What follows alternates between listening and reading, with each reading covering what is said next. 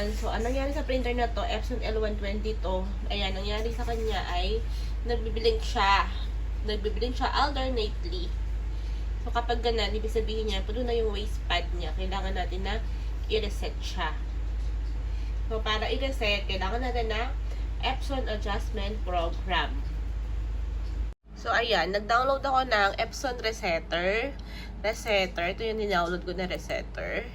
L120 Resetter, i-search nyo lang yan. Lalabas na yan. Marami naman lumalabas sa Google niyan. And then, install nyo lang. Ayan, install. Tapos, i-reset natin siya para ma-zero, ma-reset yung waistpad kasi puno na siya. Particular adjustment na po na tayo dito. And, ang i-reset natin ay yung waist ink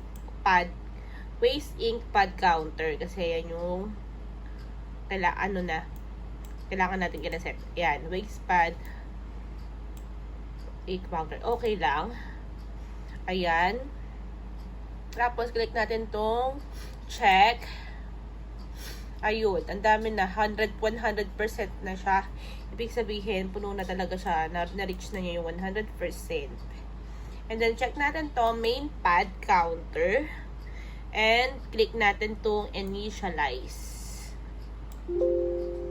When the OK is click button, counter will be so okay natin. Tapos, sabi niya, please turn off the printer daw. Turn off natin yung printer. Sabi. Okay. Please reboot the printer daw.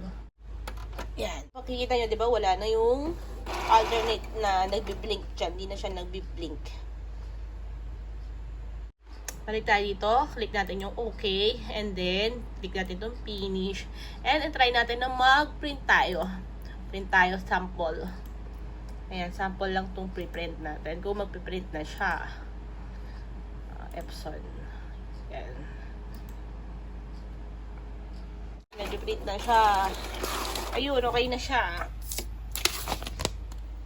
Ayun, ganun lang kadali mag-reset ng waistpad. So, ayun. Kapag nagbe-blink yung printer nyo alternately, yun yung gagawin nyo. Waistpad yung kailangan nyo gawin. Kasi minsan, blink niya yung magkasabay yung same time. Ibang case naman yun. So, yun lang. I hope natutunan kayo. Bye!